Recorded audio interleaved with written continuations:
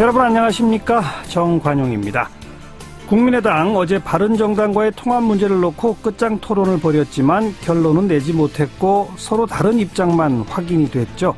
잠시 후에 최명길 최고위원 연결해서 통합파의 입장 들어보겠고요. 귀순한 북한 병사의 의료정보 공개 문제, 오늘 하루 종일 논란입니다. 기생충, 분변, 위장의 옥수수 이것까지 다 공개한 것은 인격 테러다. 정의당의 김종대 의원이 이런 지적을 했는데 여기에 대해서 주치의인 이국종 교수, 인격 테러라는 비판은 견디기 힘들다 이런 입장을 또 내놨어요. 김종대 의원의 이야기 직접 들어보겠고요. 2부에서는요. 어제 하루 종일 검색어 순위에 올랐던 여성 커뮤니티죠. 워마드 논란 이야기해보겠습니다. 어린 소년에 대한 성인 여성들의 성적 취향을 가리키는 이른바 쇼타로 컴플렉스가 문제가 됐는데 그래서 논란의 중심에 서게 된 분이 있어요. 서울시립대 이현재 교수 직접 연결해서 설명 들어보겠습니다. 안진걸의 이웃사람 낙선운동에 참여한 시민단체 활동가들 이야기로 준비하겠습니다. 잠깐 광고 듣고 출발하죠. 국민의당 어제 바른정당과의 통합 여부를 놓고 끝장 토론을 벌였지만 끝장을 보지 못했다죠. 토론 분위기에 대해서도 각기 다른 주장을 펼치고 있는데요. 자, 통합파 가운데 한 분 국민의당 최명길 최고위원 연결해서 입장 들어봅니다. 안녕하세요. 네. 제가 무슨 파가 돼 있군요. 통합파 아니신가요? 저는 무슨 파인 거 이런 거 뭐 별로 달갑지는 않은데 예. 언론이 그렇게 분류하니까 할 수 없죠. 예. 어쨌든 어제 끝장 못 본 게 맞죠?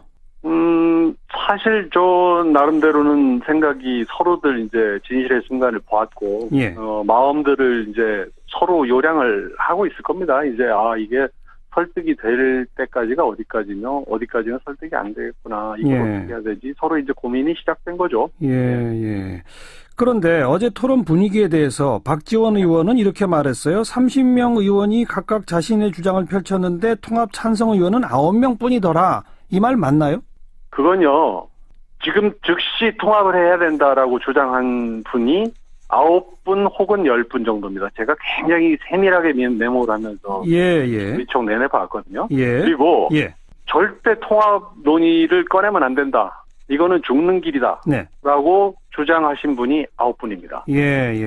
그리고 그 중간에 선거연대 등 정책연대 지금 하고 있으니 선거연대 등을 거쳐서 여건을 성숙시켜 가면서 상황에 따라 판단해야 된다 하지 않느냐 이렇게 말씀하신 취지의 말씀을 하신 분이 8분 내지 9분이에요. 그리고 김동철 원내대표처럼 전혀 어떤 쪽으로 판단하기 어려운 분이 3분인 거죠. 그러니까 30명 중에 제가 보기에는 10분 찬성, 9분 반대, 연대부터 하자라고 하는 분이 8분, 그리고 태도를 유보하신 분이 3분입니다.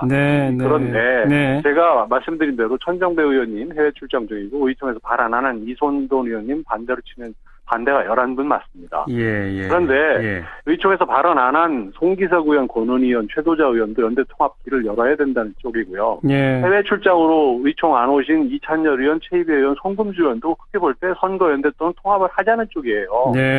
그리고 원외 최고위원 박주원 의원 등 3분도 연대 통합을 모색하자는 쪽이고요. 안철수 대표도 카운트를 안 했는데 안철수 대표도 같은 입장이니까 전체 44명 중에서 연대 통합 논의 자체를 반대하는 분은 11분이고요. 논의를 시작하자는 분이 28명 내지 30명쯤 되는 겁니다. 그래서 이 말씀이 실제 우리 당 내 연대 통합과 관련된 의견의 지형이라고 보면 맞습니다. 아주 세세하게 정확히 잘 정리해 주셨습니다. 그런데 이 즉각이든 아니면 좀 상황을 봐서든 이렇게 통합 쪽을 다수로 의견을 갖고 계신 분들의 이유가 뭡니까? 저는 가치가 있다고 생각합니다. 그 두 당이 지향하는 바와 두 당의 정강 정책과 두 당이 현재 추구하는 경제 정책의 방향이라든지 심지어 안보 정책 면에서도 상당히 유사하기 때문에 정당이라고 하는 게 영어로 지금 파티 아닙니까? 파티라는 게 어느 쪽이라는 뜻 아닙니까? 그래서 파티라는 것은 지지세를 확장해가는 걸 목적으로 움직이는 단체 아닙니까? 또 어느 편, 우리 편을 많이 만들고 자기 편의 범위를 가능한 한 넓게 잡고 끊임없이 외연을 넓혀가야 되는 것이기 때문에 공감대가 있는 부분이라면 외연을 넓혀가는 건 당이라고 저는 생각하는 겁니다. 그런데 현실적으로 국민의당에 지금 호남 지역구 의원들이 다수 있지 않습니까? 호남 지역구 의원이 23분이 계시죠. 그러니까요. 그분들은 바른정당하고 통합을 하게 되면 호남 지역구에서 득표율을 높이기보다 좀 줄어들 우려를 하시는 것 같은데 그건 어떻게 보세요? 그건 근데 어제도 이제 그 이태규 그 국민정책연구원장이 나와서 그런 부분에 대해서 상세히 설명을 했고요. 예. 어떤 여론조사를 봐도 예. 이 부분은 우리가 누구 말을 듣느냐의 문제다. 저도 그 문제를 집중 제기했습니다. 예. 우리가 정치를 함에 있어서 예. 국민의당 지지자, 국민의당 잠재 지지자, 그리고 당원의 얘기를 들으면서 어떤 운명을 결정해야지 호남의 민주당 지지자들의 얘기를 듣고 우리의 운명을 결정할 수 없지 않느냐. 아하. 그렇다면 현재 호남의 민주당 지지자들이 호남의 국민의당 지지자보다 많은 게 현실 아닙니까? 그렇죠. 그러니까 그분들의 얘기가 귀에 많이 들리는 겁니다. 예. 그래서 하지 말라는 사람이 많다고 그러는데 어제 김중로 의원은 그렇게 말씀하셨어요. 나도 호남 사람인데 네. 내가 아는 호남 사람은 다 통합하라고 하는데 여러분들이 듣는 소리는 어디서 듣는 겁니까? 예. 하라고 의문을 제기를 해요. 그럼 호남의 우리들이 예. 여론조사를 해보면요. 예. 양쪽이 통합하면 지지하겠다는 사람이 전국 평균에 비해서 호남이 조금 더 높습니다. 그래요? 그렇기 때문에 조사를 해보면은 그리고 우리 의원들이 가서 사람을 만나면 주말에 가서 아무리 많이 만난들 예. 100명을 만나겠습니까? 200명을 만나겠습니까? 예. 그러나 한 지역구에는 20만 명, 30만 명, 25만 명이 있잖아요. 알겠습니다. 그건 좀 객관적으로 조사를 하고 그걸 기초로 얘기를 해야 된다고 생각합니다. 최명길 의원 말씀에 의하면 그 정책적 지향에 있어서도 당위가 되고 민심도 더 얻을 수 있다라면은 당연히 그쪽이 맞는데 그럼 극구 반대하는 11분은 왜 반대한다고 생각하세요? 저는 정치적인 이유로 통합을 반대할 수도 있습니다. 또 그분들 입장에서 이런 통합이 썩 달가올 것 같지 않다는 걸 이해 못하는 바는 아닙니다. 예. 그런데 저희들은 정말 이 한국 정치의 미래를 보고 또 후배 정치인들의 입장도 좀 생각을 하면서 시 가주십사 이렇게 부탁을 드리는 거죠. 이분들이 왜 그렇게 말씀을 하시는지는 제가 가늠하는 바는 있고 추측하는 바는 있지만 그건 얘기하는 건 삼가하겠습니다. 왜요? 그 추측하는 바가 제일 궁금한데요. 아니 제가 이렇게 말씀하실게요. 그분들 입장에서는 통합이라고 하는 게 썩 달가울 것 같지 않다는 건 이해한다. 예. 아니 그분들도 사실 통합을 해야 지금 아까 최명길 의원이 말한 그 세세한 여론조사에 의하면 오히려 다음 총선에서 득표율을 더 올릴 수 있는 길 아닙니까? 솔직히 말해서 저희들은 다음 총선은 그렇게 염두에 두고 있지 않습니다. 지금 그 민주당이라든지 자유한국당의 그 경쟁력을 볼 때 다음 총선을 하는 2020년 4월쯤 되면은 정치 지형이 완전히 달라져 있을 거기 때문에 지금 그걸 걱정할 상황은 아니고요. 당장 내년 6월 지방선거 때문에 신경을 쓰는 거거든요. 저희들과 함께 탈당을 해서 국민의당에 같이 온 시도 의원들이 있지 않습니까? 그렇죠. 예, 그분들은 당장 선거가 눈앞에 다가왔고 어떻게 하면은 주변에 있는 사람들이 민주당이 지금 강세니까 이쪽하고 뭘 같이 해봐야 되지 않느냐 이런 얘기를 많이 하는 게 현실이에요.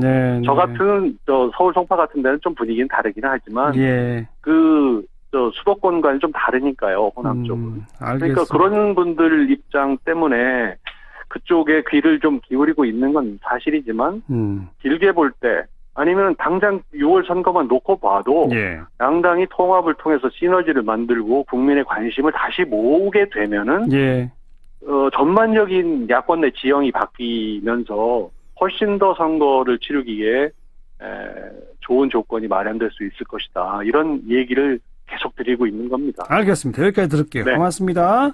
네, 감사합니다. 국민의당 최명길 의원이었습니다. 정의당의 김종대 의원이 SNS에 귀순한 북한 병사는 사경을 헤매는 동안 기생충의 분변, 위장의 옥수수까지 공개돼 인격의 테러를 당했다. 이렇게 비판했죠.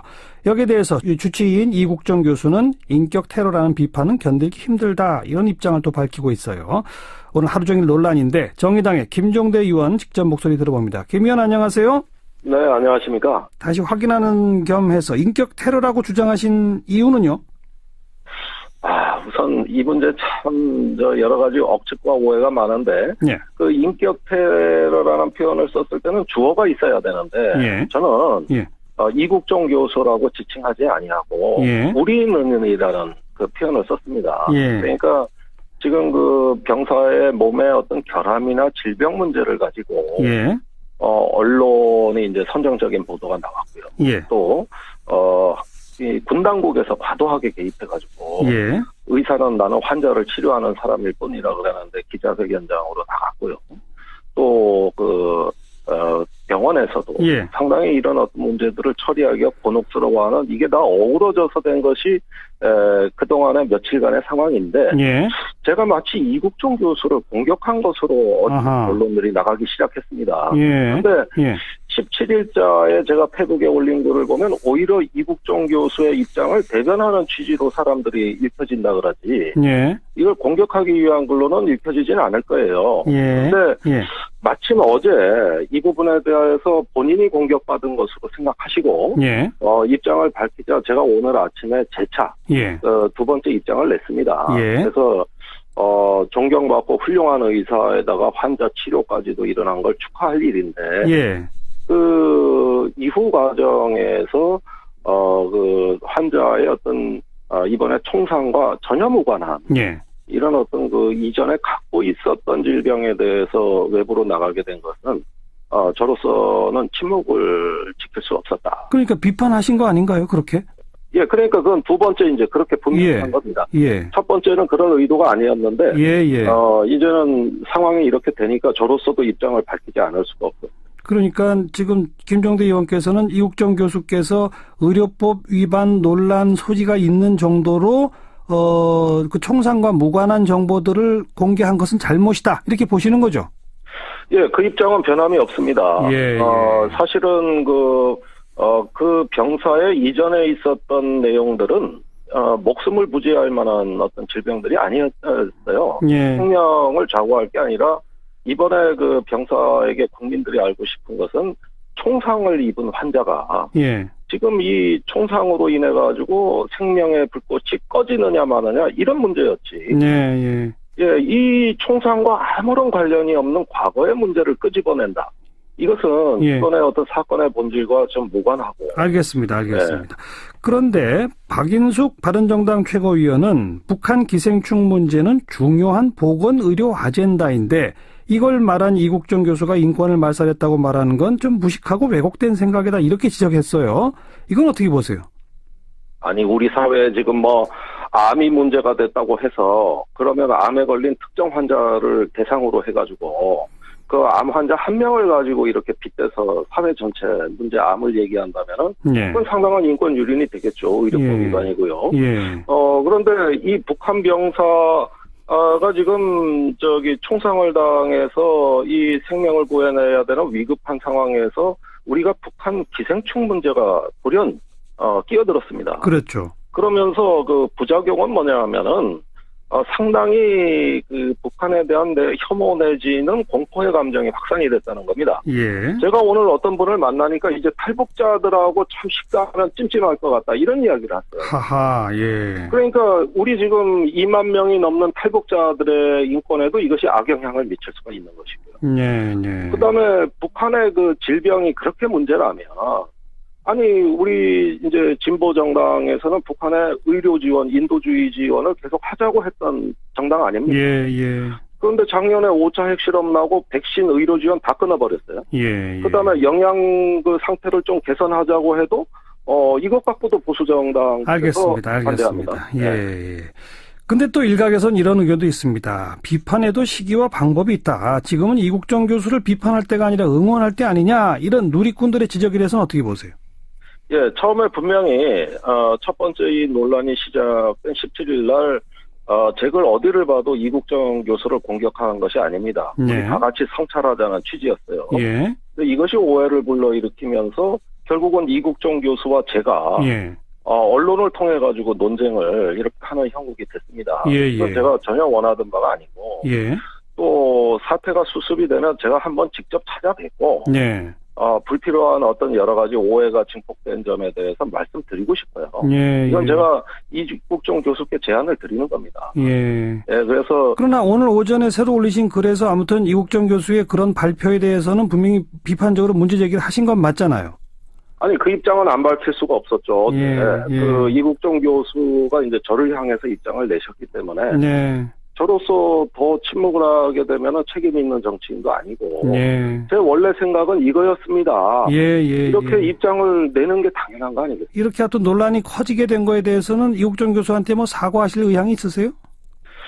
일단은 이런 문제 때문에 환자 치료에 전념하지 못했다면 그것은 제가 상당히 유감스럽게 생각하고 소모적인 논란이 벌어진 데 대해서도 이국정 교수가 꿋꿋하게 의료에 전념하실 수 있도록 용기를 내시라.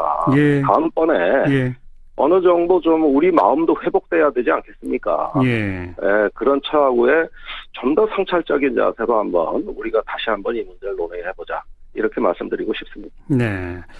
어쨌든 뭐 기생충 등등을 공개한 것에 대해서는 의견은 좀 다를 수 있는 거 아니겠습니까? 김종대 의원은 분명히 이거는 문제가 있다라고 지적하시는 거고, 뭐 필요하다. 북한의 어떤 의료 상태 같은 것을 암시해 주는 것이기 때문에 필요한 정보다. 이런 의견도 있을 수는 있겠죠? 그걸 이제 알 권리 차원, 네. 북한에 대한 어떤 우리 지식의 문제로 접근을 하는데 그보다 상위 개념은 인간의 존엄성이라고 저는 생각합니다. 알 권리도 중요하지만 그보다 더 중요한 거는 우리 인간의 존엄과 그 자존감을 지킬 수 있게 도와드리는 것이다. 이것이 환자 보호다. 이게 법의 정신이라는 걸 좀 말씀드리고 싶어요. 알겠습니다. 김종대 의원의 의견은 분명히 밝혀주셨고 이제 판단은 우리 또 청취자분들이 내리시겠죠. 오늘 유엔사 발표는 어떻게 보셨어요? 유엔사가 정전협정 위반에 대해서 증거물과 함께 공개하고 앞으로 북한에 대해 적절한 조치를 취하겠다는 입장은 매우 타당하고 잘된 발표라고 생각합니다. 뭐 우리 정부 차원에서 후속 조치를 해야 할 것들은 뭐가 있습니까? 일단 우리 정부가 빨리 대북 성명을 발표하고 지금 평창 올림픽도 채 넉 달이 남지 않은 상황에서 한반도의 긴장 완화, 위기 관리, 또 이와 같은 일의 재발 방지를 위해서 북한이 책임 있는 자세를 보여라. 이렇게 빨리 좀 입장을 대내외에 과시해야 될 걸로 생각합니다. 알겠습니다. 여기까지 말씀드릴게요. 고맙습니다. 네, 감사합니다. 네, 정의당의 김종대 의원이었습니다. 윤태권 실장 어서 오십시오. 네, 안녕하세요. 특수활동비 논란이 자유한국당 홍준표 대표에게로 지금 튀고 있죠? 어제 우리 방송에서 하성수 변호사도 말씀을 좀 하셨지만은 이게 지금 국정원 특활비 논란이 정치권하고 번지는 거하고 궤가 달라요. 다른 얘기죠. 말 그대로 이 개인 문제거든요. 최근에 자유한국당이 뭐 검찰도 법무부에 특활비 상납한다, 수사해야 된다 역공을 펼쳤지 않습니까? 그렇죠. 홍 대표도 이제 가세를 했는데 이 시작이 어떻게 됐냐면은 민주당의 현근택 부대변인이 홍 대표 특활비 유용이나 해명하라. 다시 이게 받아친 거예요. 근데 바로 해명을 했죠. 일단은. 그렇죠.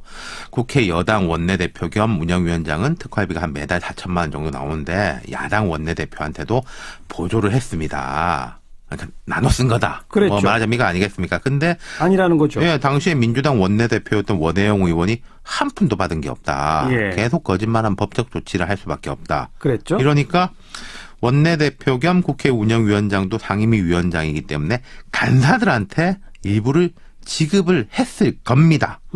당시 일부 야당 원내대표가 받지 않았다고 한다면은 그 부분은 내 기억에 착오일 수가 있습니다. 그러니까 원내대표는 착오일 수 있지만 야당 간사들한테는 줬을 것이다. 그렇죠. 그렇게 물러선 거죠. 근데 이게 끝이 아닌 게 당시에 또 운영위 간사였던 사람이 등장을 했죠. 서가번 전 의원. 서가번 전 의원이 나는 한 푼도 안 받았다. 무슨 소리냐 이랬거든요. 거기에 대해서는 지금 홍 대표가 아무런 말을 안 하고 지금 있죠. 뭐 베트남에 가 있는데 이제 내일 귀국인가 아마 모레 귀국인가 그럴 거예요. 이게 그러니까 관행. 야당 원내대표도 특수활동비가 나옵니다. 별도로 나오죠. 그렇죠. 원혜영 의원이 나도 봤는데 내가 무슨 손을 벌리냐. 근데 액수 차이가 있어요. 그래서 여당 원내대표가 여야 간사들한테 좀 나눠주는 거는 관행은 관행이에요. 근데 그게 뭐 얼마를 주는지 뭐 자기 마음인데 서 의원이 이런 말도 했어요. 홍 대표한테 아니 좀 관행도 안 지키냐라는 이야기를 했을 정도로 내가 기억을 하고 있다. 그러니까 다른 위원장들은 나눠주는데 그렇죠. 홍 대표는 왜 안 나눠주느냐는 말까지 했었다. 그러니까 뭐 자꾸 말을 바꿔가면서 해명이 길어지는데 계속 반박당하는 그런 양상이죠. 그렇죠. 그러니까 이제 자유한국당은 여당이 뭐 홍 대표를 공격한다 이러면서 이제 좀 다른 식의 비판 성명을 냈는데 지금 자유한국당 같은 경우에는 박근혜 정부 특활비 논란도 부담인데 이걸 이제 뭐 법무부 이야기했다가 거기도 공박을 당한 거 홍 대표 개인 특활비 논란까지 오히려 더 추가된 셈이잖아요. 그렇죠. 그런데 그 생활비 유형이가 애초에 왜 나왔던 거죠? 어제 방송에 잠깐 언급하셨지만 제가 자세히 설명드리겠습니다. 성완종 리스트. 네. 그게 이제 홍 대표가 한나라당 대표 출마할 때, 이번 말고 예전에 한나라당 대표 출마를 했어요. 예. 그때 이제 그 대표 나가려면 보통 뭐 한 10억 단위 돈 든다 그러거든요. 네. 그때 이제 1억을 줬다는 겁니다. 성완종 리스트에. 예. 근데 홍 대표가 예나 지금이나 이제 극구 부인하고 있지 않습니까? 받은 적 없다. 예. 그러면서 본인이 이제 방증으로 이야기한 게, 대표가 되려면 이제 기타금을 내야 되는데 그게 이제 억 단인데, 특활비를 집에 생활비로 줬는데 그걸 이제 부인이 집사람이 모아가지고 비자금을 만들어 놨더라. 그걸로 이제 냈다. 그러는 그렇죠. 게 애초에 주장이었어요. 네. 근데 그러니까 아니 그럼 그 특활비가 집에 생활비 쓰라고 갖다 준 돈이냐. 그 공박이 나올 거 아닙니까. 그 당시에는 이미 나왔죠. 예. 그때 다시 해명을 한 게 아니 내가 이제 중진 정치인이니까 평소에 돈 들어갈 일이 많은데 특활비를 받으니까 그 돈 들어갈 일은 없어졌다. 그래서 그 이제 평소에 들어가던 만큼 안 들어간 것을 집에 갖다 주니까 그거를 모아놓은 건데 뭐 말이 이제 와전됐다. 그러니까 국회의원으로서 월급을 받는데 그동안에는 그 월급을 활동비로 다 썼다. 그렇죠. 이번에는 특활비가 나오니까 월급이 좀 남아서 그걸 갖다 줬다. 그렇죠. 그걸 이제 모아놓은 거다. 이랬거든요. 이게 그러니까 2년 전으로 돌아가는 거예요. 여기서부터 말이 자꾸 길어지고 바뀌는 건데 이게 지금 대법원에 가 있지 않습니까? 그렇죠. 성완종 사건. 예, 대법원은 이제 사실심이 아니라 법률심이 돼가지고 이런 거가 이제 직접 영향은 안 미칠 건데 재판에도 좋지는 않을 거예요. 네. 좋은 영향이 있을 리가 있겠습니까? 네. 이게 그러니까 말이 자꾸 거짓말이라서 길어지는 건지 아니면 홍 대표 말대로 뭐 기억의 착오일 수도 있죠. 저는 모르겠는데 아마 베트남에서 오면은 또 기자들이 물어볼 거예요. 뭐라고 하는지 한번 지켜봅시다. 그렇죠. 수고하셨어요. 감사합니다. 윤태권 실장이었습니다.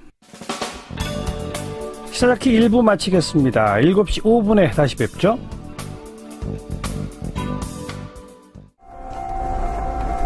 오늘 하루 화제가 된 뜬 뉴스들부터 정리해드립니다. CBS 김현지 기자 안녕하세요. 네, 안녕하세요. 네, 첫 소식이요. 네, 이 평창 롱패딩 열풍에 백화점이 마비가 됐습니다. 아하.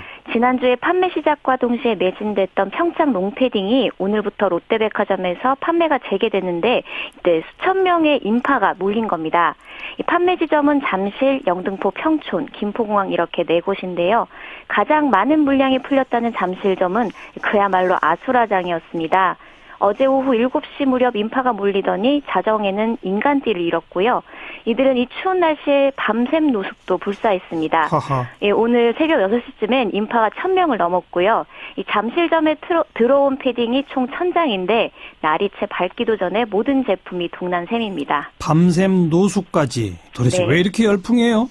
예, 아무래도 시중 패딩 반값도 안 되는 이 가격 대비 높은 품질에 상징적인 올림픽 패딩이지만 수량이 적어 인기가 몰렸는데요. 또 이 틈을 타 웃돈을 얹어 되팔려는 사람들도 수요에 한몫했습니다. 네. 이미 중고장터에서는 최대 15만 원까지 더 얹어서 30만 원에 거래되고 있습니다. 예. 다음 뉴스는요?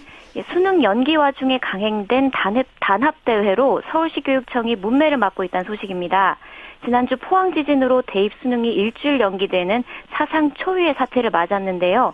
이런 상황에도 불구하고 지진이 일어난 다음 날 금, 토 이틀 동안 서울시 교육청 직원 30여 명이 충남 대천으로 1박 2일 워크숍 겸 체육대회를 떠난 것으로 드러났습니다. 그래요? 예, 이 심지어 저녁 술자리에서 직원 한 명이 건배사 도중에 넘어져가지고 턱도에 금이 가기도 한 것으로 전해졌는데요. 그래도 술자리는 계속됐답니다. 아니 지진으로 수능이 연기되는 정말 사상 초유의 사태인데 교육청에서 왜 이랬나 모르겠네요. 예, 교육청 측은 예산 심의 등이 예정돼 있어서 숙박 취소가 어려웠다고 해명했는데요. 당시 사상 첫 수능 연기로 교육당국은 대책 마련에 여념이 없던 때입니다. 포항의 여진도 계속돼서 학생들 불안도 점점 높아졌고요. 그런데 이렇게 야유의 성격이 강한 단합대회를 진행한 것은 부적절했다는 지적입니다. 부적절했죠. 자, 다음 소식은요. 네, 경찰이 부산 편의점 분신 사건의 영상들을 차단하기로 했다는 소식입니다. 어제 오후 부산의 한 편의점에 들어간 50대 남성이 자신의 온몸에 휘발유를 뿌리고 불을 질렀는데요. 당시 현장에 있던 시민들이 이 장면을 촬영한 겁니다. 네. 이 남성은 경찰과 대치하다 내 인생이 끝났다. 5분만 달라고 말한 뒤 온몸에 불길이 붙었는데요. 이 과정부터 이 남성이 불길에 휩싸여서 고통스러워하는 모습까지도 그대로 영상에 담겼습니다. 예. 문제는 이게 유튜브에 올라가면서 SNS를 타고 급속도로 퍼졌고 특히 제목을 자극적으로 바꾸거나 모자이크 없이 올린 영상도 확산되면서 파장이 커졌습니다. 좀 심하네요. 유족분들은 이 영상 때문에 2차 피해를 받고 있다죠? 네, 아무래도 이 유족들은 영상 유포자에 대해 법적 대응까지도 고려하는 모습입니다. 사실 유족뿐만 아니라 너무나 끔찍하고 안타까운 영상이어서 이 누리꾼들의 항의도 상당한데요. 그래서 경찰은 이 유튜브 영상을 삭제하고 다른 계정이나 사이트로 유포된 것도 추적하고 있습니다. 어제 분신을 시도한 이 남성은 안타깝게도 치료를 받던 중 오늘 결국 숨졌습니다. 네, 수고하셨어요. 감사합니다. 김현지 기자였습니다. 어제 하루 종일 여성 커뮤니티 워마드가 주목을 받았죠. 이 호주의 어린 남자아이에게 수면제를 먹이고 그 아이를 성폭행했다. 그 글을 쓴 여성은 지금 호주 경찰에 체포돼서 조사를 받고 있는데요. 근데 그 여성이 그 게시판에 또 다른 글을 올린 게 있어요. 근데 그 글이 여성 철학자 이현재 교수의 발언을 인용한 거다 해서 이현재 교수가 지금 네티즌들한테 상당한 비판을 받고 있는데요. 서울시립대학교 도시인문학연구소 이현재 교수께서는 이건 잘못 알려진 일이다 또 이렇게 말씀하시네요. 그래서 직접 연결해 봅니다. 이 교수님 안녕하세요. 네, 안녕하세요. 네. 이현재입니다. 제가 방금 소개했습니다마는 그 호주 경찰에 체포돼서 조사받고 있는 그 피의자가 게시판에 이런 글을 썼어요. 롤리타 콤플렉스는 범죄지만 쇼타쿠는 존중받는 취향이다. 이건 이현재 교수의 말이다. 이게 진짜 이런 말을 하셨어요? 정말 한마디로 말씀드리자면요. 사실이 아닙니다. 사실이 아니다? 네. 저는 그 방송에서 그 롤리타 컴플렉스하고 롤리타 컨셉을 구분해서 논의했는데요. 예. 네, 롤리타 컴플렉스, 그러니까 저희가 소아성애라고 알고 있는 14세 미만의 여자아이를 향한 소아성애는 현재 의제강간으로 처벌받게 되어 있는 범죄고요. 예. 이거는 쇼타로 컴플렉스도 마찬가지입니다. 쇼타로는 뭐예요? 예, 쇼타로는 일본에서 만들어진 용어로 알고 있는데요. 예. 그 롤리타 컴플렉스와 달리 어린 소년을 향한 성인 여성의 성적 욕망을 일컫기 위해 만들어진 말이라고 알고 있습니다. 예. 그러니까 어린 소녀를 향하면 롤리타고 소년을 향하면 쇼타로 이렇게 되는 거군요. 네네. 예, 그런데요. 네, 근데 떠도는 캡처 화면이 문제가 됐잖아요. 예. 근데 여기에서 제가 이 장면에서는 제가 쇼타로 컴플렉스를 얘기한 게 아니라요. 예. 쇼타로 컨셉을 설명하는 부분인데요. 이것을 따와서 인용하고 계셨거든요. 예. 가령 저는 방송에서 그날 성인 여성 모델이 상호 동의하에 롤리타 컨셉으로 찍은 사진 같은 것은 하나의 취향으로 있을 수 있다고 말했고요. 네. 마찬가지로 남자 아이돌 같은 그런 쇼타로 컨셉 역시 하나의 취향으로 존재할 수 있다고 말했습니다. 쇼타로 컴플렉스와 쇼타로 컨셉은 어떤 차이가 있는 겁니까? 사실은 아까도 말씀드렸듯이 제가 여기서 사용하고 있는 방법은 쇼타로 컴플렉스는 자칫 소아성애 그리고 소아 범죄로도 이어질 수 있는 상태를 일컫는 거고요. 예. 쇼타로 컨셉이라고 했을 때 컨셉은 그거를 이후 성인들에게 문화적인 컨셉으로 만들어서 상품화시키는 것을 일컫는 말입니다. 예. 그러니까 남자 아이돌이 여자 같은 남자, 예쁜 남자 뭐 이런 식으로 그렇죠. 하는 게 쇼타로 컨셉이다. 네네. 네. 그 교수님께서 말씀하신 거는 쇼타로 컨셉 같은 건 하나의 취향일 수 있다. 이렇게 표현하신 거라 이건가요? 네, 그렇죠. 롤리타와 마찬가지로 쇼타로 컨셉 역시 하나의 취향으로 존재할 수 있다고 말했고요. 네. 이게 사실은 막 다 규제해야 한다라고 얘기하지만 표현의 자유의 문제와 얽혀 있어서 법적으로 금지되기 되게 힘들다고 봤고요. 예. 불편하신 분이 사실은 비판할 수 있는 문제다라고 보았습니다. 네. 근데 이 부분만 캡처해서 유통시키면서 마치 제가 쇼타로 컴플렉스 전체를 취향으로 옹호한 것처럼 그렇게 전파를 하시면 사실관계와 먼 일이 되는 것입니다. 요약해보자면 쇼타로 컴플렉스는 소아 성애 범죄로 나갈 수 있어서 위험한 것이고 법적으로도 단죄되는 것이죠. 네. 쇼타로 컨셉은 취향에 따라 비판을 할 수는 있으나 법적으로 단죄될 수 있는 것은 아니다. 그렇죠. 아하. 근데 지금 이 조사받고 있는 이 피의자는 왜 이런 것을 그 게시판에 올렸을까요? 글쎄, 굉장히 정말 착잡한데요. 네. 먼저 이 순서에 대해서 우리가 한번 좀 살펴볼 필요가 있는데요. 예.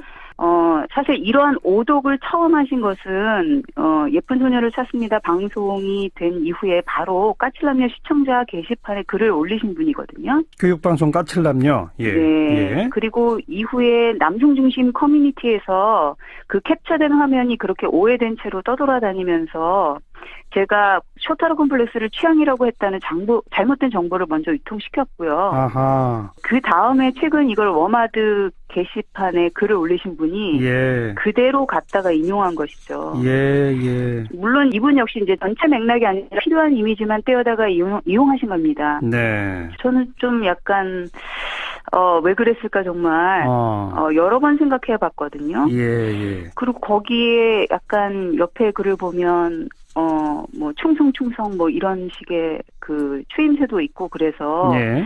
이게 도대체 뭘 의미하는 걸까? 왜 내 사진을 갖다 그대로 썼을까? 예, 워마드 계열 사람이면 일베 계열 사람들의 그 짤을 굉장히 싫어할 텐데, 이미지를 굉장히 싫어할 텐데, 왜 그 유통되던 짤들을 이용해서, 그 글을 썼을까? 예. 되게 의아했거든요. 예. 그리고 근데 사실은 저는 워마드 이용자들이랑 달리 로리타 컴플렉스나 로리타 컨셉 자체에 대해서 좀 다른 의견을 가지고 있어요. 이 두 개를 일단 구분하는 것들도 좀 다르고요. 예. 의견이 다르죠, 사실은. 그리고 트랜스젠더와 같은 성소수자 의제나 미러링의 방법 등에 있어서도 좀 의견이 다른 부분이 있거든요. 네. 그럼 저는 사실은 오히려 의문인 거죠. 그러면 왜 다른 의견을 가진 페미니스트를 자신의 글에 인용하면서 굳이 같은 입장을 갖는 것으로 만들려고 했을까? 네. 왜 그래서 당연히 오게 될 그 비난의 화살을 저한테 돌리려고 했을까? 저도 그래서 되게 의문이에요. 네. 그래서 이 사건이 빨리 진실이 밝혀지기를 정말 바라는 마음이 있습니다. 예. 기사에서도 일간지 기사에서도 뭐 쇼타콘이 존중받아야 할 취향, 까칠남녀 폐지하라 논란 뭐 이런 기사가 또 있었죠. 네. 그런 기사에 대해서 어떻게 보세요? 저도 이 사실 확인도 없이 이를 기사화한 기자들이 더 문제가 좀 있다고 보기 때문에 네. 사실 아시다시피 SNS에서 지금 가장 문제인 것은 뭐냐면요. 전체적으로 전체 맥락을 보지 않고 자기 입맛에 맞는 일부 이미지만 SNS에 유통시켜서 그걸로 사실을 만드는 주작이거든요. 그렇죠. 예, 이거를 굉장히 경계해야 하는데 주작인지 아닌지는 사실은 그게 사실 여부가 담겨 있는지 아닌지에 걸려 있는 거잖아요. 물론이죠. 네, 근데 사실 확인도 없이 기사가 이렇게 나가고 또 타이틀을 이렇게 뽑는다는 것 자체가 예, 마치 제가 소아 남성에 대한 성범죄를 부추기는 사람이다라는 그 이미지를 그쵸? 사실 확인도 없이 확산시키는 효과를 갖게 돼서 정말 예, 아쉽게 생각합니다. 부담스럽게 생각합니다. 오히려 정반대 주장을 하신 건데, 그렇죠? 그렇죠. 자, 사실에 기초한 보도, 그리고 또 뭐 너무 그냥 이미지만 필요한 대로 짜집기 위해서 이리저리 퍼나르지 않는 풍조, 정말 필요할 것 같습니다.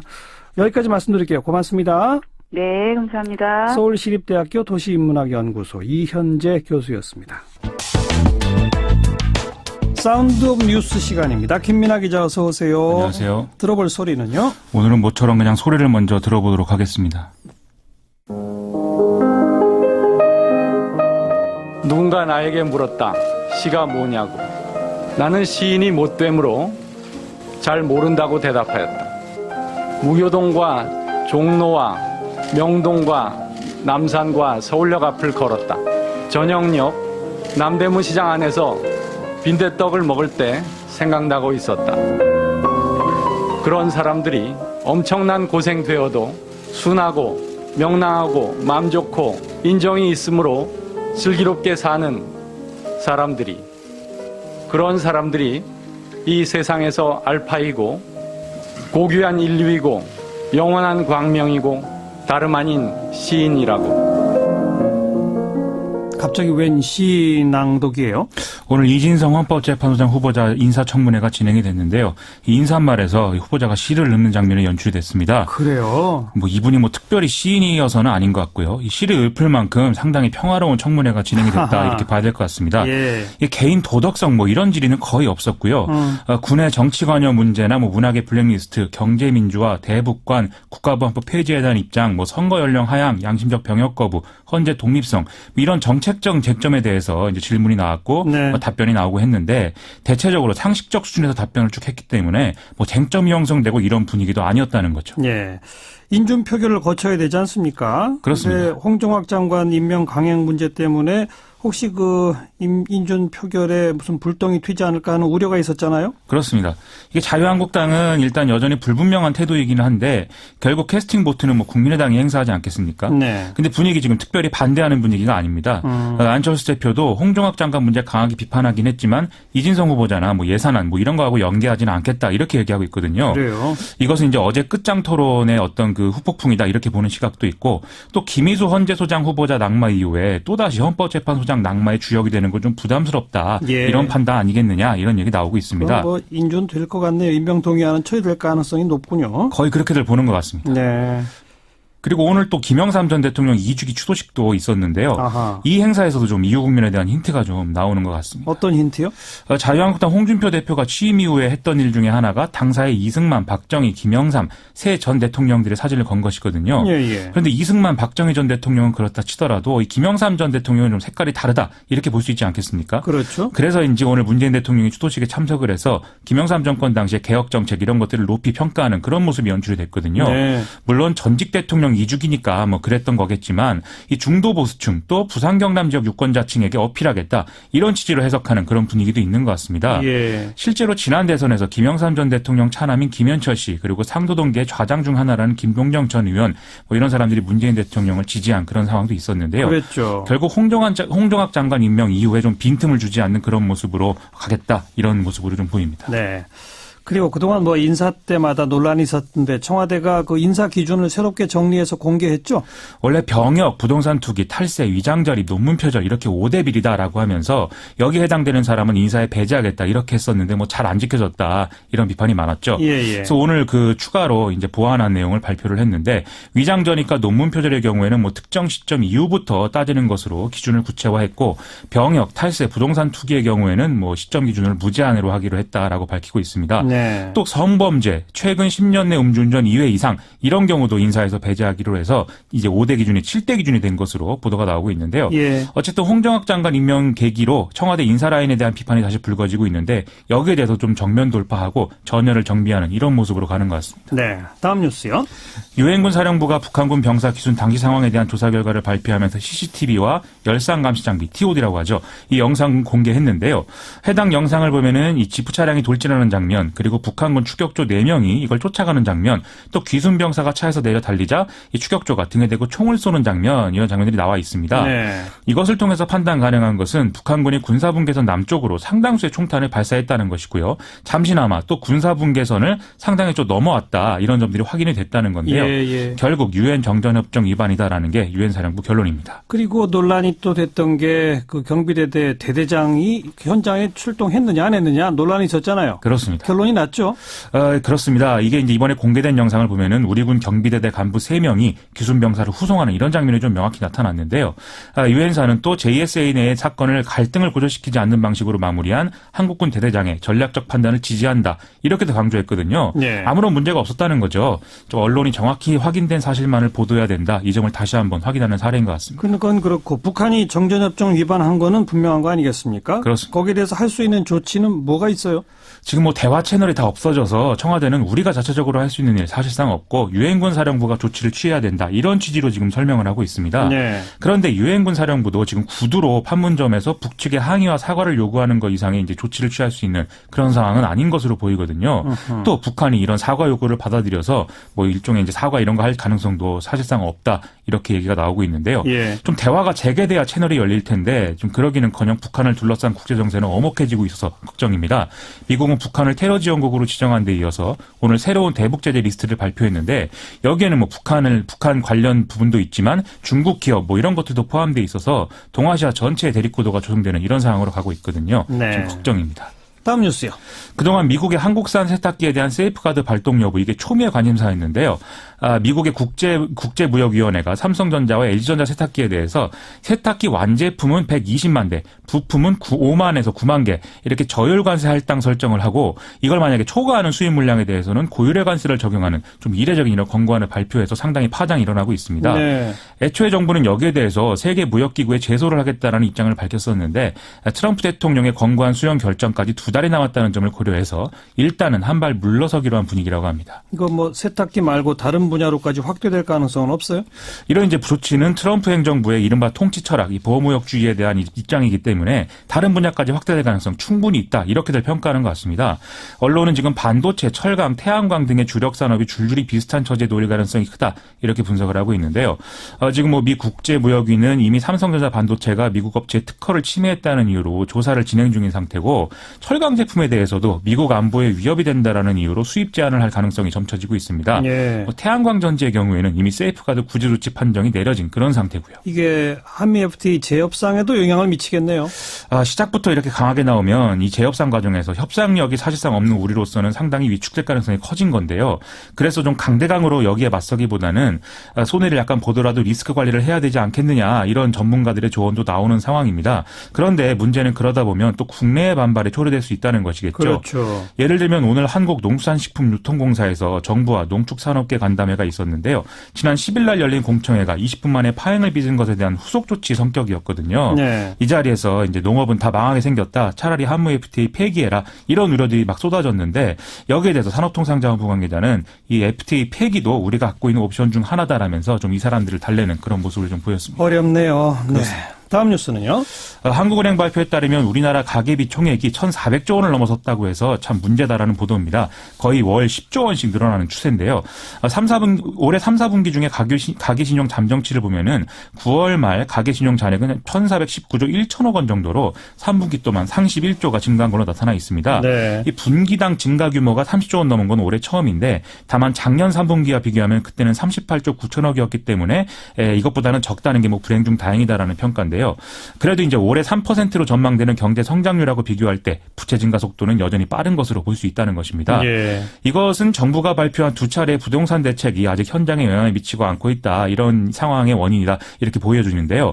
결국 한국은행의 금리 인상이 필요하다. 이런 논리의 근거가 되는 상황인데 이자율이 높아지면 또 가계부담이 커진다는 점에서 또 보완책도 필요한 것 같습니다. 그리고 은행이 대출 이자를 더 받아갔다는 보도는 뭐예요? 이게 참 황당한 사건인데요.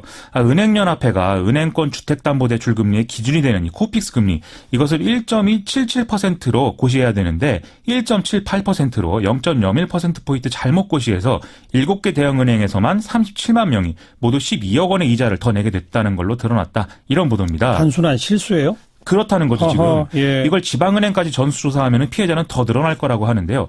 은행연합회는 이번에 오류를 수정하기로 했고 또 은행권은 정상보다 많은 이자를 납부한 고객에 대해서는 환급을 해준다. 이런 계획이라고 합니다.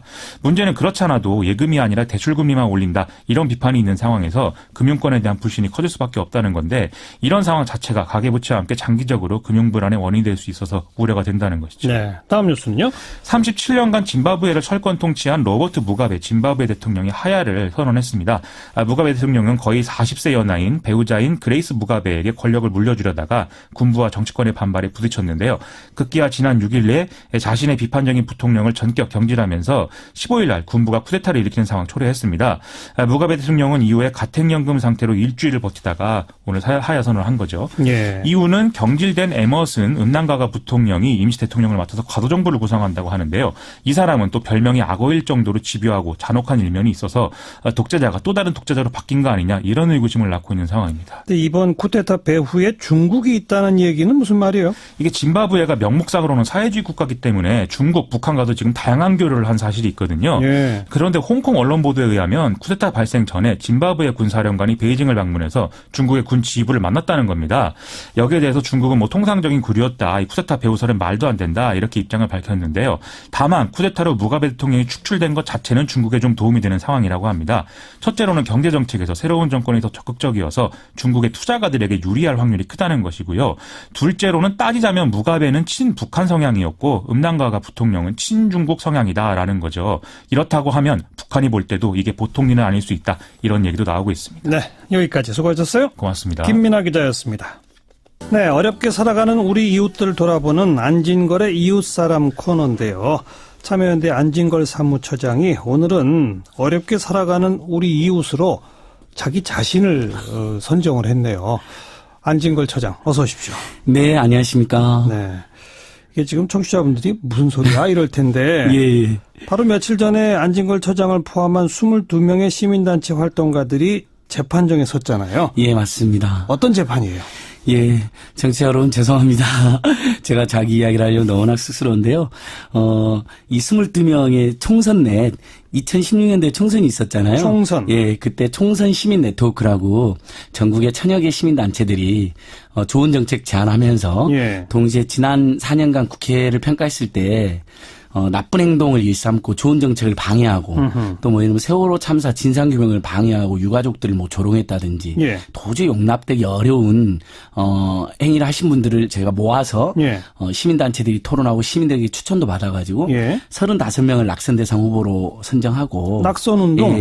예. 현행선거법상의 낙선운동은 허용이 되어 있거든요. 예. 다만 이제 방법이 제한되어 있는 건데 아하. 특히 그 유명한 이제 현수막이나 피켓이나 유인물에 사람의 이름이나 정당을 적시하면 안 되게 되어 있습니다. 현수막, 피켓에 유인물까지요. 유인물에도 예. 그러면 그 35명을 어디다가 하면 그러니까 할 수 있는 게 하나도 없으시잖아요. 그걸 알릴 수 있는 유일한 방법이 기자회견을 통해서 언론을 통해서 알려라는 거거든요. 그다음에 단체 회원들한테 홈페이지나 이메일을 통해서 알려주는 건 됩니다. 그러니까 참여연대 홈페이지에다가 게시하면 안 돼요? 그것까지는 되는데 아하. 오프라인에서 정작 그 지역구의 시민들이 우리 지역구 국회의원이 무슨 잘못을 했는지를 네.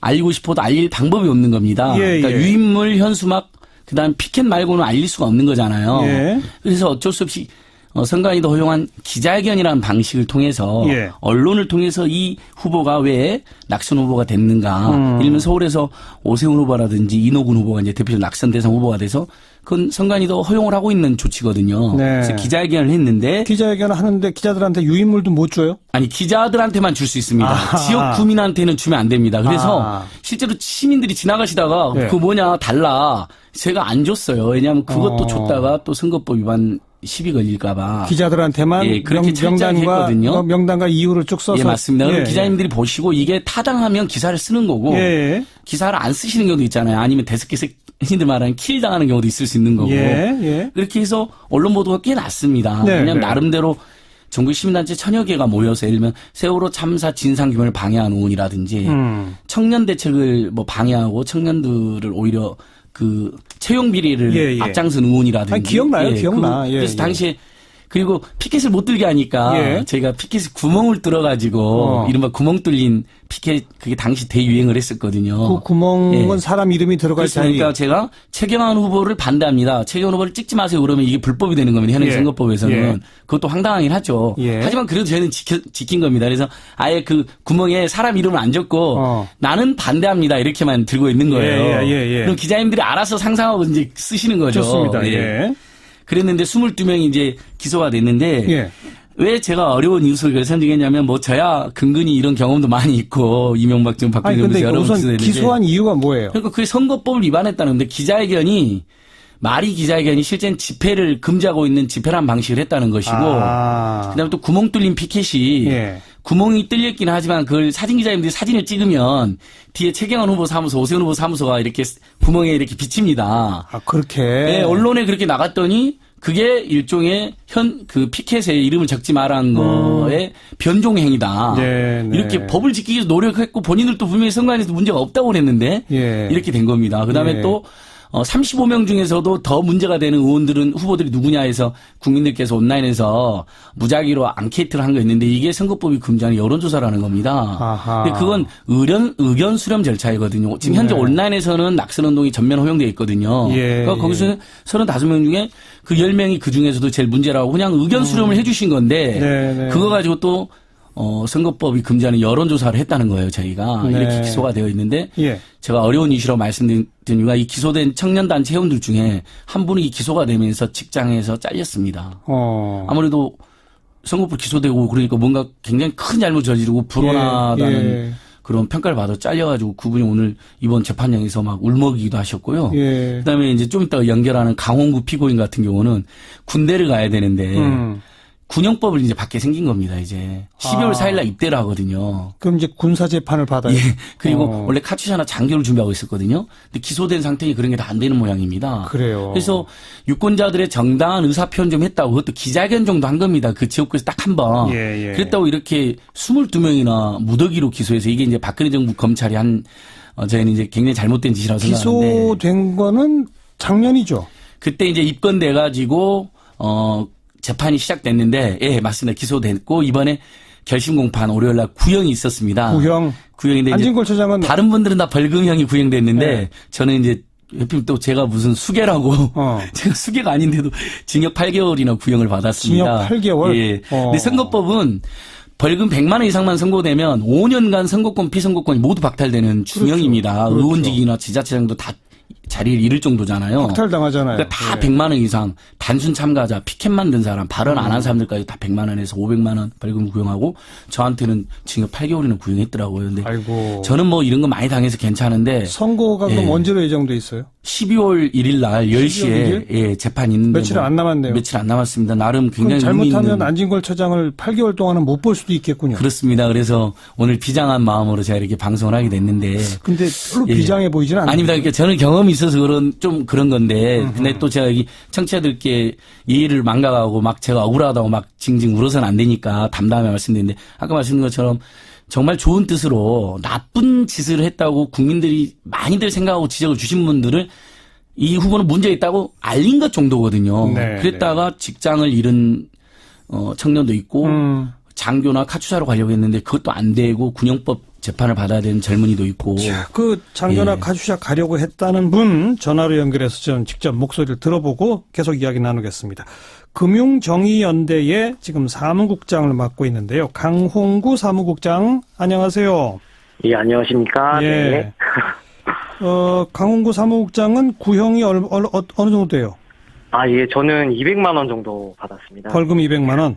예. 네. 그런 구형을 듣고 어떤 기분이 들었어요? 구형을 듣고 원래는 저희 피고인분들이 한 22분 정도 되셔서 최후 진술을 되게 짤막짤막하게 하기로 얘기가 돼 있었거든요. 그런데 그 검사님 바로 앞에 제가 앉아 있어서 아니 너무 황당하고 어이가 없고 짜증나고 화가 나고 그래서 준비해왔던 그 최후 진술을 하나도 빼놓지 않고 다 좀 뭐 말씀을 드리게 됐습니다만 너무 화가 나가지고요. 예. 황당하고 짜증나고 화가 났다. 예. 왜요?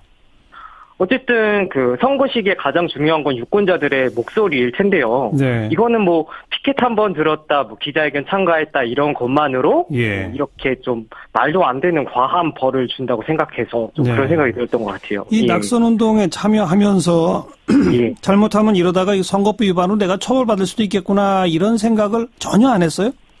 예, 그런 생각은 전혀 못했던 게. 저는 어쨌든 올해 나이가 29 정도이기 때문에 비교적 젊은 편이었거든요. 그래서 2000년대 초반에 했던 그런 낙선운동 그때의 뭐 상황과 비교를 해봤을 때 지금 하는 건 정말 최대한 그 법을 지켜가면서 가장 안전한 방법으로 하는 거라고 말씀들을 많이 하시길래 뭐 당연히 무슨 뭐 기소가 되겠거니 했거든요. 그렇습니다. 네. 뭐 많은 분들이 기억하실지 모르겠습니다만은 2004년 총선에도 대대적인 낙선 운동이 있었는데 결과적으로 그 이후에 시민단체 관계자들이 상당수 벌금형을 실제 선고받았던 전례가 있거든요. 이제 그런 전례가 있으니까 다시 벌금형 안 받으려고 이제 시민단체 지도부들이 이번에 굉장히 조심했다. 지금 우리 조심하고 있으니 걱정 마라. 아마 이런 얘기를 했다는 거죠. 이게 뭐 어쨌든 최대한 뭐 합법적인 방법으로 저희가 뭐 사람들이 많이 간 것도 아니고 뭐 낙선 후보로 좀 뭐 지명이 되신 그런 후보님 사무실 앞에서 한두 번 정도 한 게 전부거든요. 기자회견 방식으로. 알겠어요. 그 기자회견 할 때 현장에 선관위 직원도 있었다면서요? 예, 선관위 직원도 계셨고 경찰분들도 뭐 계속 계셨던 근데 그 현장에서 선관위 직원이 이건 불법입니다 이렇게 제지하거나 경고하는 것도 없었어요? 예, 제가 한 6, 7번 정도 참여를 했던 것 같은데요. 네. 제가 간 현장에서는 그런 점은 전혀 보지 못했습니다. 그나저나 뭐 한진걸 처장 얘기를 들어보니까 카츄샤나 장교 가려고 했다가 기소되면은 그걸 못 갑니까? 그런데? 아, 예, 저도 그거를 작년에서야 처음 알았는데요. 그 작년 어쨌든 9월 말이었나 10월 그쯤 해서 제가 기소가 됐는데 예. 이게 그 병무청에 뭐 문의를 해 보니까 예. 좀 모집 규정에 그런 게 있다고 하더라고요. 뭐 수사라든가 재판을 받게 되면은 지원 자격이 좀 박탈되는 뭐 이런 내용의 자격이 있다고 합니다. 그래서 그래요. 그런 거에 따라서 뭐 지원 자격이 뭐 없을 것 같다 이렇게 말을 하더라고요. 예, 네. 예. 예. 그래서 지금 그냥 그 일반 군대를 가게 된 거죠? 이게 언제 입대 예정입니까? 저는 이제 12월 첫 주 월요일인 4일에 입대할 예정입니다. 지금 선고가 예정이 12월 1일이라면서요? 예. 그럼 만약 거기서 벌금형이 유죄가 되면 어떻게 되는 거예요? 군 입대에 무슨 문제가 있어요? 어떻게 돼요?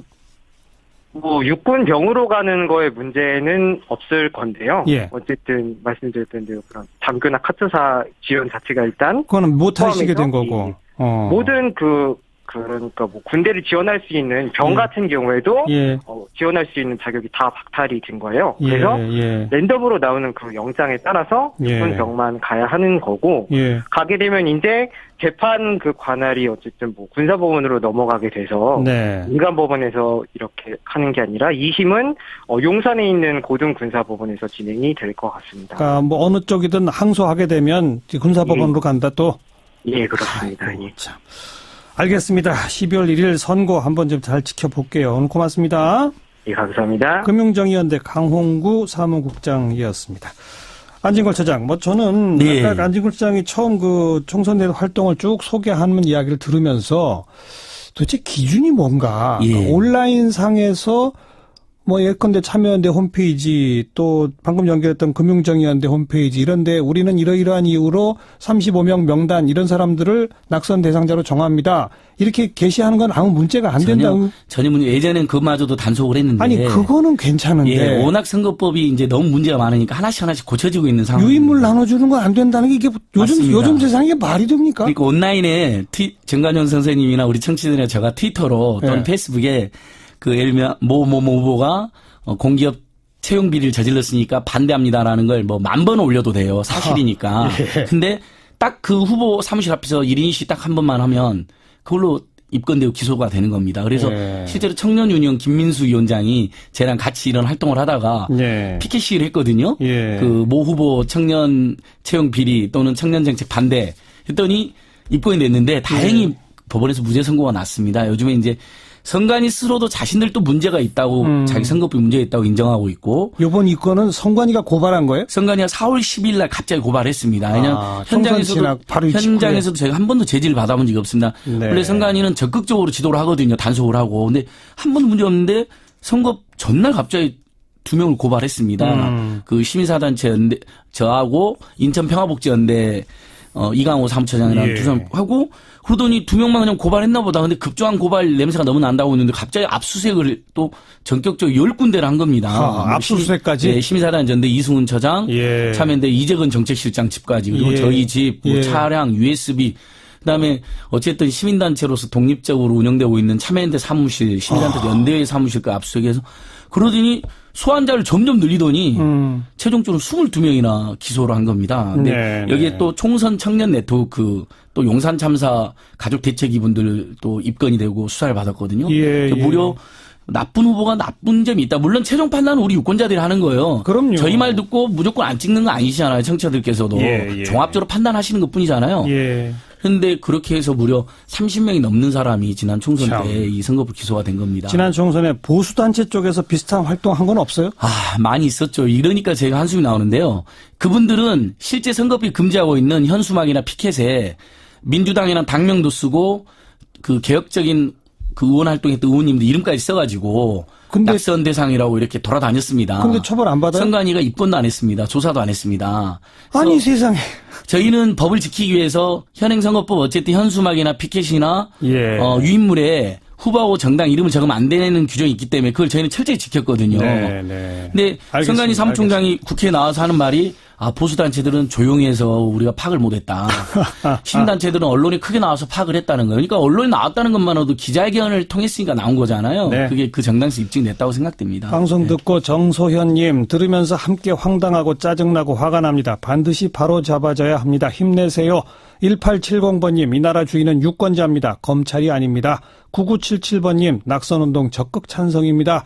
이런 의견들 보내주고 계시니까. 예, 정말 고맙습니다. 12월 1일 재판부도 아마 이런 목소리 듣지 않을까 생각을 해보겠습니다. 예. 만약에 하나라도 뭐 유죄가 나면 또 항소하고 상고해서 대법원까지 가봐야죠. 그동안 이제 법정 투쟁해서 우리 국민들의 권리가 많이 확대됐거든요. 저희들도 더 성실히 열심히 활동해서 우리 국민들의 의사표현의 자유, 참정권을 잘 확보하도록 노력하겠습니다. 어렵게 살아가는 우리 이웃 그 대표들이 바로 이 시민단체 상근 활동가들입니다. 안진걸의 이웃사람 여기서 마치죠. 오늘 고맙습니다. 네, 고맙습니다. 시사자키 오늘 순서 여기까지입니다. 내일 저녁 6시 30분에 다시 뵙죠. 안녕히 계십시오.